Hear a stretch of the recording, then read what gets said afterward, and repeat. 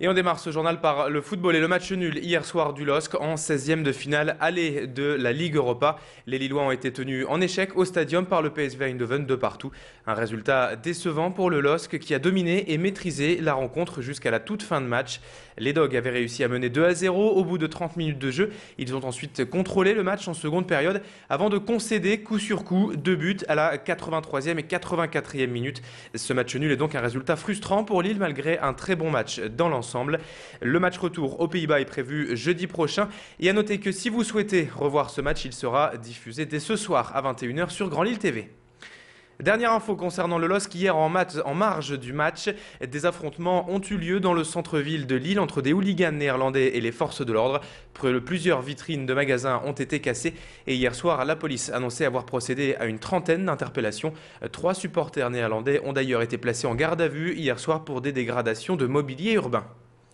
On continue de parler de football et de LOSC indirectement cette fois, puisque Michel de Messine, vice-présidente de Lille Métropole en charge des sports, était notre invitée hier midi pour évoquer le grand stade. Le chantier avance bien et devrait tenir les délais de livraison prévus pour juillet 2012. Je vous propose de réécouter une partie de cette interview de Michel de Messine. Elle évoque toutes les annexes prévues autour du grand stade. Il y aura 2 hôtels, un hôtel 3 étoiles et un 2 étoiles.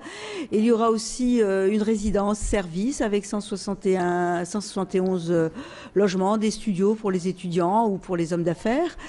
Et il y aura aussi une clinique du sport, un centre de mise en forme. Et puis des restaurants, une dizaine de restaurants qui seront juste à côté du stade. Et puis je rappelle aussi sur le même site, il y a un très grand parking de 3500 places qui est en train de sortir de terre aussi.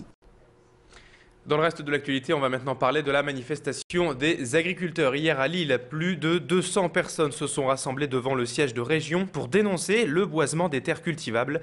Le conseil régional prévoit en effet de planter 90 000 hectares de forêt sur 30 ans dans le Nord-Pas-de-Calais.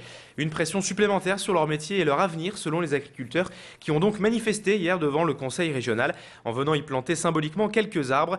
Écoutez le témoignage de ces agriculteurs et notamment Gégé qu'a rencontré hier notre reporter Elodie Bernachon. Qu'est-ce qu'on est en train de faire? Regardez-moi ça, cette bonne terre. Regardez-moi ça, cette bonne terre du Pas-de-Calais. On en mangerait. Allez demander à un paysan du sud de la France et de voir mettre des arbres dans de la terre comme ça, la terre du Pas-de-Calais. C'est une terre nourricière, la terre du Pas-de-Calais. Et c'est un scandale. Allez demander à des gens qui meurent de faim. Allez demander à un Biafré et dire hey, tu sais pas mettre du blé au lieu de mettre des arbres. Et voilà. Et ça, c'est le bon sens politique. Enfin, nous, on est du bon sens paysan. Et finalement, après concertation hier, la région a accepté le gel du boisement et la mise en place d'un moratoire sur la question. Et en ce moment, les agriculteurs ne sont pas les seuls à manifester. Les enseignants aussi expriment leur colère contre les suppressions de postes prévues à la rentrée prochaine. Pour tenter d'apporter des solutions, Martine Aubry, maire de Lille et premier secrétaire du Parti socialiste, a reçu hier des professeurs et des professionnels de l'éducation pour débattre des problèmes liés à l'enseignement aujourd'hui. Durant plus d'1 heure, les syndicats d'enseignants ont donc pu exposer leurs problèmes et leurs idées pour tenter d'améliorer la situation. Frédéric Regnault était à la mairie de Lille pour ce débat hier. Il a recueilli les explications de Martine Aubry et je vous propose tout de suite de l'écouter. C'est le maire de Lille avec l'ensemble des partis de la majorité municipale, donc des partis de gauche, mais aussi l'ensemble des syndicats d'enseignants, l'ensemble des fédérations de parents d'élèves, dont on sait que leurs opinions politiques peuvent être totalement différentes, qui sont ici pour dire ça suffit, cette fois-ci ce n'est plus possible. Il y a déjà eu, vous le savez, plus de 60 000 suppressions de postes dans l'éducation nationale.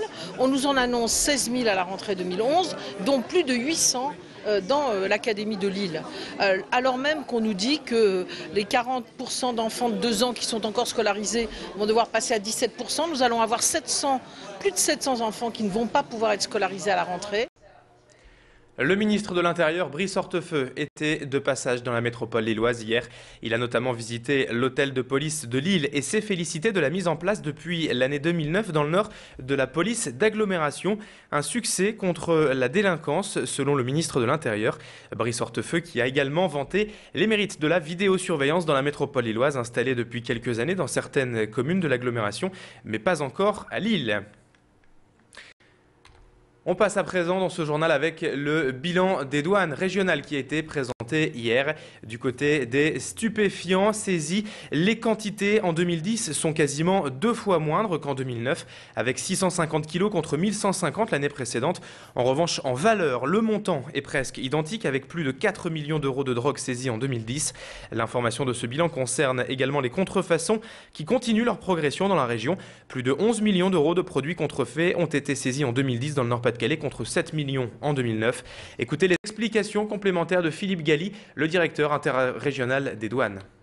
En matière de contrefaçon, nous constatons une recrudescence des contrefaçons sur des produits dangereux pour le consommateur en termes de sécurité ou de santé, notamment les cigarettes de contrefaçon, et également les pièces détachées de véhicules ou des produits pharmaceutiques à travers les achats notamment de l'Internet, qui sont des achats très dangereux parce que non contrôlés sur le plan des normes sanitaires et pharmaceutiques. Alors, on termine ce journal avec quelques informations plus légères et notamment l'agenda sportif. Et cela commence dès ce soir avec 2 matchs au programme. En volleyball, tout d'abord, le TLM Tourcoing accueille 7 à 20h en Ligue A de volley.